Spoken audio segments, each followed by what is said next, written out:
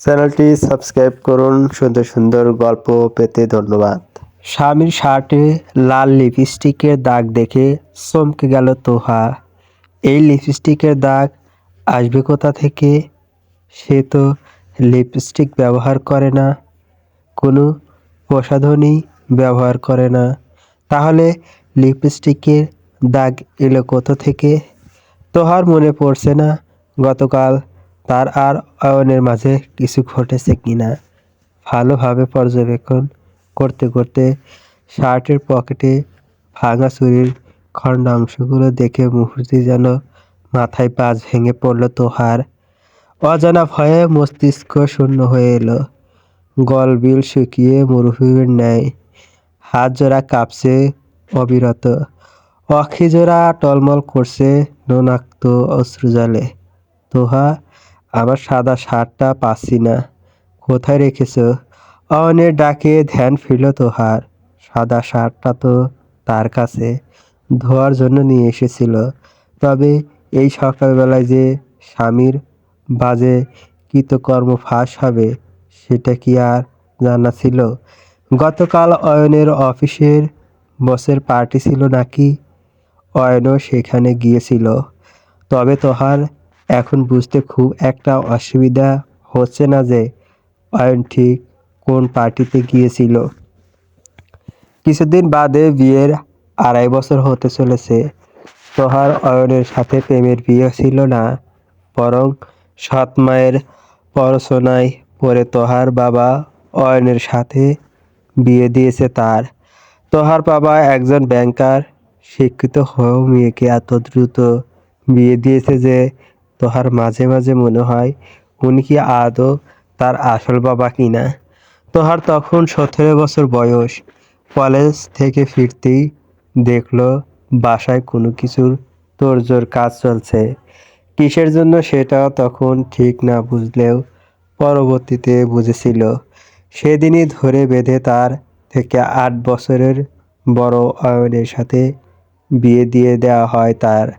কথা ছিল তোহাকে বিয়ের পরও পড়াশোনা করতে দেওয়া হবে, কিন্তু বিধিবাম পড়াশোনা তো দূর, এইচএসসি পরীক্ষা দেওয়ার পরপরই বাইরে যেত বারণ তার। শাশুড়ি আর ননদের কথা, বাইরে গেলে নাকি তোহার চরিত্রে দোষ পড়বে। তোহার শ্বশুর নেই, ভদ্রলোক গত হয়েছেন বছর 6 আগে।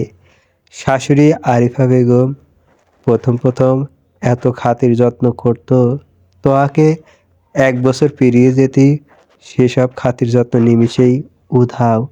সাথে মিশালো জুড়লো ভয়ানক সব কথাবার্তা, সারাদিনের অক্লান্ত খাটাখাটুনি। বয়স কম তোহার, এই বয়সে এত ধকল নেওয়াটাও কষ্টসাধ্য। তোহার বড় 2 ননদ আছে, অয়নের বড় বোন আনিকা আর আরিশা, দুজনেরই বিয়ে হয়ে গেছে। স্বামী আর বাচ্চাদের নিয়ে আলাদা থাকে দুজন, তবে সপ্তাহে 2 দিন এসে থেকে যায় বাপের বাড়িতে। আর তারা আসা মানেই তোহার উপর ধকল যাওয়া। সারাদিনই এই কাজ তো সেই কাজ লেগেই থাকে। ঠোঁটে ঠোঁট চেপে সমস্ত কাজ করে যায় তোহা। তবে রাতের আধারে শাশুড়ির রুম থেকে তার শাশুড়ি আর ননদের তাকে নিয়ে নানা সমালোচনা শুনতে পায়। বেশ কয়েকবার অয়নকে এ নিয়ে বলেছিল তোহা, তবে অয়ন যেন পাত্তাই দেয় না। কিছুদিন আগে আনিকা আর আরিশারা তাদের স্বামী সন্তান নিয়ে এলো বাপের বাড়িতে। আনিকা মহিষের মাংস নিয়ে এলো 2 কেজির মতো। রান্নার সমস্ত দায়ভার গিয়ে পড়ল তোহার কাঁধে। সারাদিন গরুর মতো সমস্ত খাটুনি করলো। রাতের খাবার সময় তোহার খাওয়া মানা। সে পরে খাবে, অর্থাৎ আগে সবাই খেয়ে নেবে, তারপর তোহা খাবে। তোহা মুখ বুজে সব সহ্য করে। ক্ষুধা লাগলেও খাওয়ার কোনো উপায় নাই। তার আর এসব ভালো লাগে না, তবুও কিছু করার নাই, ভাগ্যের পরিহাস এসব। তো সেদিন সবার খাওয়া শেষে যে যার যার রুমে চলে গেল। তোহা যখন সমস্ত কাজ সেরে খেতে বসলো, দেখলো তরকারিতে 2-3 টুকরো হাড্ডি ছাড়া আর কিছু নেই, তলানিতে শুধু ঝোল পড়ে আছে। তোহা বেশি একটা খাটল না, জীবনের পরিহাস মেনে নিল খুব বাজেভাবে। রুমে এসে অয়নকে দেখলো, যেন কিছুটা কষ্ট কমতো তোহার। মানুষটার প্রতি একটা মায়া কাজ করে তার। হয়তো বৈধ সম্পর্কের স্বামী বলে সে রাত পার হলো স্বামী সোহাগে। তবে আজ সে এমন সারপ্রাইজ পেয়ে যাবে ভাবনাতেই ছিল না। এই বুঝি ছিল তার ভাগ্যে। উঠে দাঁড়িয়ে মুখ গম্ভীর করে বাইরে বেরিয়ে এলো তোহা। অয়ন আয়নার সামনে দাঁড়িয়ে চুল ঠিক করছে, ঠোঁটে লেগে আছে আজ যেন এক স্নিগ্ধ হাসি। খুশির ঝলক মারছে সেই হাসিতে। তোহা আজ করলো সেই হাসির মানে, রাগে ঘৃণায় গা রি করছে। একে এখনই এখানে কোপাতে মন চাইছে। তবে তোহা নিরুপায়। অয়ন তোহাকে দেখতেই ডাক দিল, তোহা, আমার সাদা শার্টটা কোথায়? তোহা নিজের রাগটুকু গিলে নিয়ে বলল, বাথরুমে দেখলাম পড়ে আছে। অয়নকে একটু চিন্তিত দেখা গেল, কিছুটা অপ্রস্তুত গলায় বলল, কে রেখেছে? আমি। তুমি? কিন্তু কেন তোতলাচ্ছ কেন তুমি?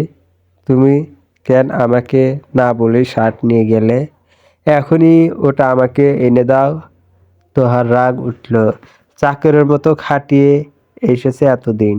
সে শাড়ির আঁচল কোমরে গুজে নিয়ে বাইরে চলে যেতে যেতে বলল, আমার কাজ আছে, বসে থাকি না সারাদিন।